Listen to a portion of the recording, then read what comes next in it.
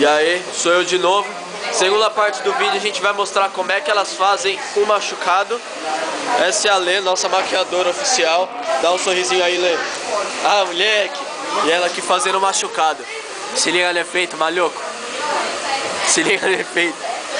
O que você tá tentando fazer aí, Lê? Machucado. E eu cuspi.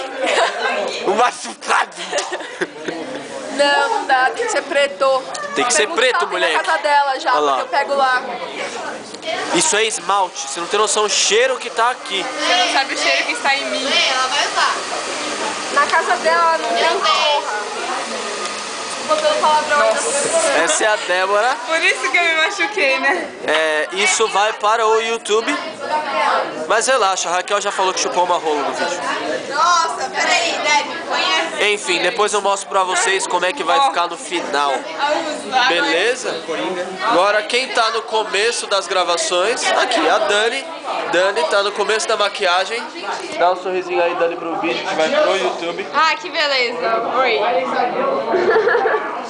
Veja que a nossa produção de trailer é quase perto da original, viu? Quase perto. Temos... Oi! Tô gravando vídeo pro YouTube, malandro. É um making off do thriller, né? Making off do thriller. Aqui temos O Gui Coringa. com o seu zumbi Coringa. Why so serious? Deixa eu brincar! Não, você acabou com a bateria. Eu vou acabar com a bateria. Tchau. Não, eu trouxe, mas... Cruz, não, cruz, bateria, é memória, tchau. memória. Mas a memória apaga depois, né? Caraca. Filha da puta.